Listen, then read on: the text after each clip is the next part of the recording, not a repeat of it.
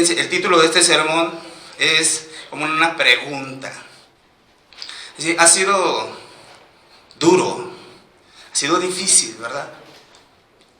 Pero vale la pena lo que hemos vivido. Podemos ir por lo regular a fin de año, siempre como que nos apartamos un tiempecito, ¿no? Un ratito, unos momentos para reflexionar, para meditar, algunos días, ¿no? Algunos pasan días para reflexionar qué es lo que Dios ha hecho en nuestras vidas en este año. Ya estamos por terminar un año más que Dios nos ha dado de su gracia, nos ha permitido, nos ha preservado la vida hasta el día de hoy, ¿no es así?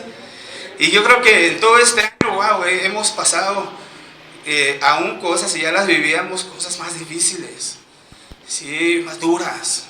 Para muchos, yo creo que hemos tenido momentos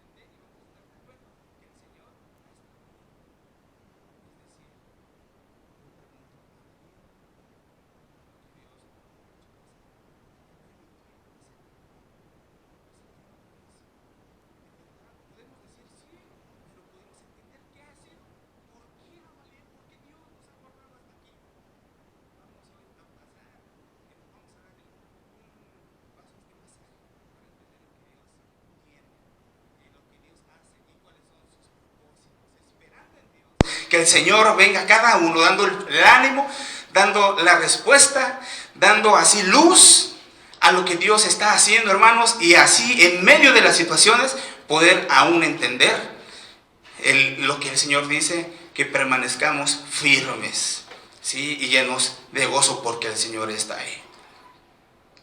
Bien, como punto número 1, sí, ha sido difícil, pero ¿ha valido la pena?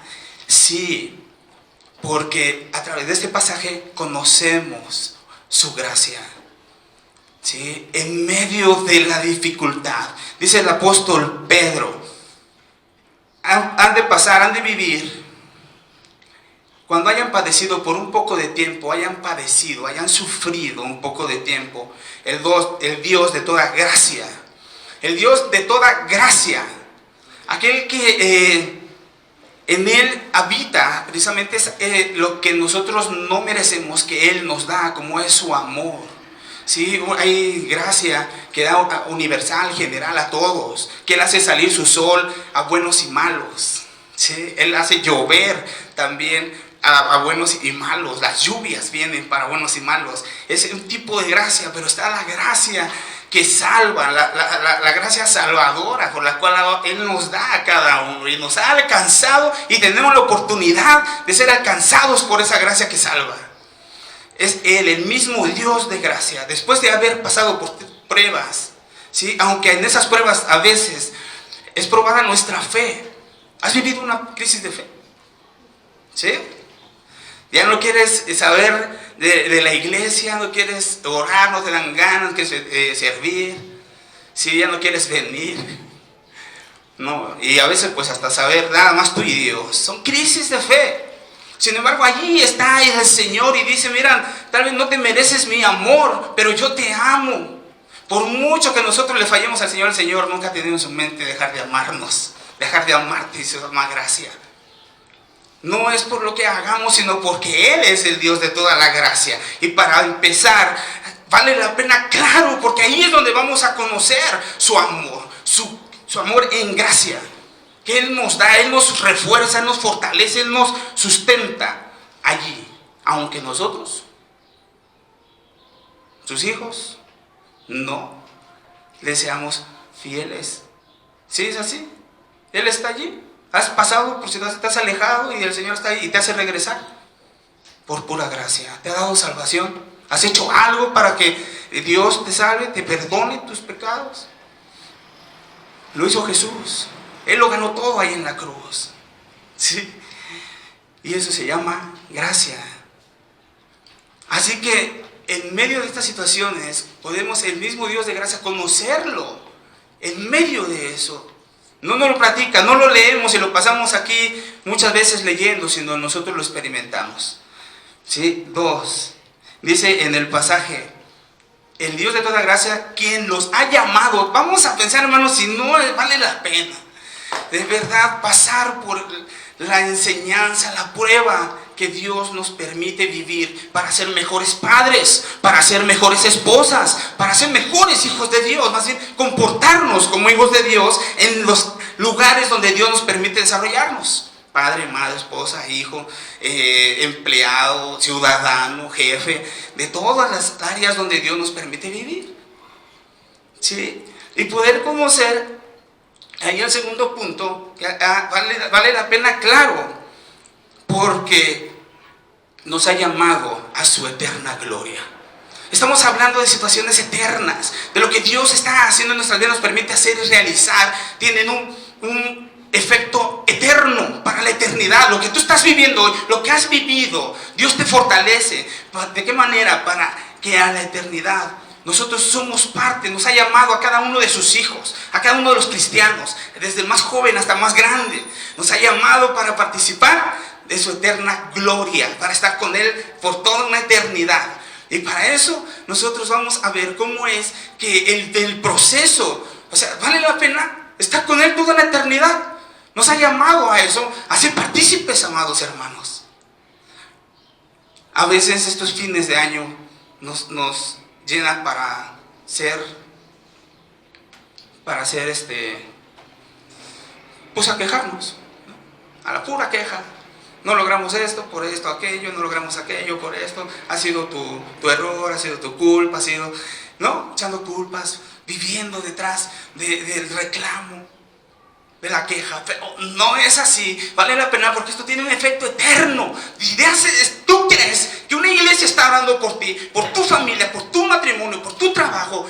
Estás en las manos de Dios, aquel que te ha llamado, el Dios de toda gracia, y el que te ha llamado a participar en su gloria. ¿Vale la pena, amado?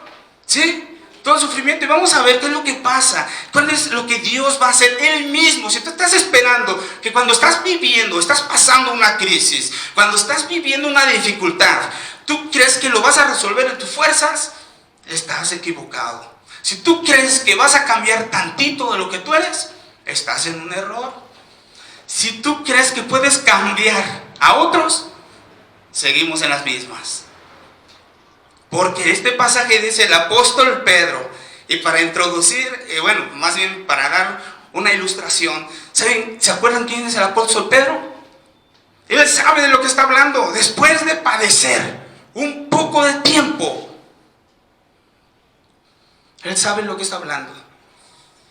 Él fue entregado a Satanás para ser zarandeado, ¿sí? Por su conducta, por su forma de ser. Pedro, Jesús, el maestro le dijo: te ha sido pedido, y yo solamente voy a orar para que tu fe no decaiga mientras estás siendo zarandeado. Cristo no lo evitó, Él lo vivió. Por eso el mismo apóstol Pedro dice que el diablo anda como león rugiente buscando a quien devorar. Un versículo antes. Él lo vivió, Él lo sabe. Él fue el que negó a Jesucristo, ¿recuerdan? ¿Cuántas veces? 3. ¿Y nosotros? Ay, sí. Bueno, Él fue el que lo negó, y Él sabe que después de haber padecido, ¿cómo le fue cuando se encontró, cuando canta el gallo, se encuentran sus miradas, y voltea a ver al maestro, y se acuerda de lo que le había dicho? ¿Cómo le fue a Pedro? ¿Qué sintió? Tristeza. Se entristeció, se compungió su corazón y salió huyendo. Se fue llorando, ¿cómo? Amargamente, sí, desconsolado, hermanos. Y Él mismo dice: este Dios que nos ha llamado de toda gracia, que nos ha llamado a participar de su gloria, ese Dios un día fue con Pedro y lo llamó y desayunó con él y le dijo: Pedro, ¿tú me amas? 3 veces, ¿verdad? Y pues vamos a ver qué más escribe el apóstol Pedro. Cómo es que esa lección, esa relación con su maestro, esa relación con su Dios, esa relación con su Salvador, con su Creador, como tú y yo tenemos la oportunidad, como el Señor obró en su vida, que también lo puede hacer en la nuestra. Así es de que todo lo que hemos nosotros vivido vale la pena. ¿Por qué? Porque conocemos la gracia de Dios, porque hemos sido llamados a participar de su eterna gloria. Y dice: Él mismo, no ustedes, no las circunstancias, no tu dolor, no tu pena. Dice: Él mismo, empieza para decir 4 cosas. Él mismo los restaurará. ¿Cuántos de aquí venimos mal, o nos vamos mal, o andamos mal en medio de estas circunstancias? Si alguien nos hizo algo aquí en la iglesia, nos vamos hablando mal, o simplemente pasamos un duelo y nos enajenamos de Dios, no queremos saber nada, pero dice: Él mismo te va a restaurar. ¿Y saben qué significa restaurar? Lo busqué en el diccionario, así rápidamente: recuperar o recobrar, reparar, renovar, volver a poner algo en el estado o estimación que antes tenía.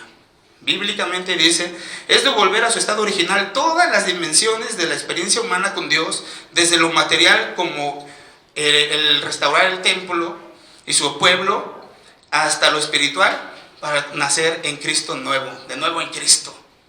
¿Sí? Restaurar, volver a lo que Dios diseñó. Él mismo nos va a restaurar, es decir, todas las cosas van a estar bien de nuevo. Lo que estás pasando ha de pasar. Lo que has vivido pasará. Esto que estamos viviendo va a pasar. Esa crisis, esa situación en casa, eso con tu esperanza puesta en Cristo, va a pasar, tarde o temprano. Él nos restaurará. Esa palabra de esperanza, ¿sí? Él lo supo. Cuando Jesús se encuentra con Pedro y lo hace venir, ¿Qué fue lo que hizo cuando lo invita ahí a la orilla del mar? Se desayuna con todos los apóstoles y le llama a Pedro y se van a caminar a la orilla del mar. Y va platicando con él esta charla. Pedro, ¿me amas? Sí, Señor, tú sabes que yo te amo. Pues apacenta mis ovejas. Pedro, ¿me amas? Señor, tú sabes que yo te quiero. Pues cuida mis ovejas.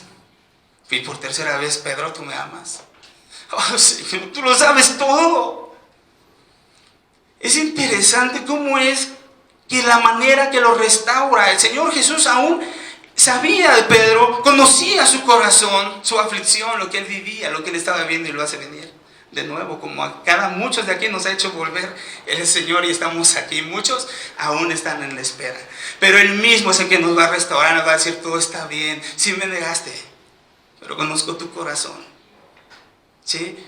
El Señor es el de paz, el que viene y hace paz contigo. Pocas veces nosotros lo buscamos, nos enojamos y pueden pasar los años y brincamos de un año a otro y nos seguimos llevando el enojo.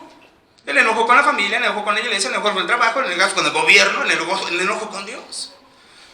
Y Él es el que viene y nos encuentra, como hoy un día nos está diciendo: esto estoy haciendo en tu vida, en esa situación. Él mismo te va a restaurar. Dos, Él mismo los fortalecerá, los afirmará. Y esta parte a mí me impacta. El Señor nos restaura y vamos a entrar en ese proceso de restauración. Pero también nos afirma. ¿Qué significa afirmar? Decir que una cosa es verdad o verdadero, o decirla dándola como cierta. Otra definición es asegurar a una persona en una posición, o asegurar o confirmar. Imagínate, ¿quién es el que te afirma? Él es el que te va a afirmar que eres un hijo de Dios. Él. Así que no tenemos ya que estar viviendo con la apariencia, de tratar de hacer pensar a las personas que viven a nuestro alrededor, de la iglesia, en la familia, que somos cristianos, que somos hijos de Dios. No tenemos que dudarlo. A veces nos dicen, nos hacen, nosotros dudamos. ¿Será que sí? ¿O no? Es una buena evaluación, ¿sí o no? Pero es Él el que nos afirma: tú eres mi hijo. Un día llegó con el maestro y le dijo: este es mi hijo amado en quien yo me complazco. Lo afirmó enfrente de todos. Y así el Señor te afirma. Él nos afirmará enfrente de todos. Él nos respalda, Él te afirma: esta es mi hija. Lo creas tú o no lo creas, este es mi hijo. Porque yo di mi sangre por Él. Él es el que te va a afirmar. No nos va a afirmar nadie más. Ahí está tu esperanza en medio de la situación que vives. Ahí el Señor, ahí vas a escuchar su voz: tú eres mi hijo. Te he dado mi espíritu vive en ti. Te he dado la fuerza. A Jesús no le evitó pasar por la prueba más grande, ir a la cruz. Lo pudo, Él lo oró, Él lo pidió. Jesús dijo: Señor, si fuera posible que no pasara esta copa. Digo, sí, que pasara esta copa, pero que no se haga tu voluntad sino la mía. Él la oró, sí, pero el Padre no se lo concedió, porque dijo: que se haga tu voluntad y no la mía.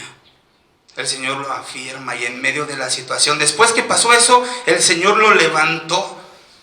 Salió de ahí, de esa oración del Getsemaní, salió vencedor, victorioso, fuerte, y dijo: yo soy al que ustedes buscan.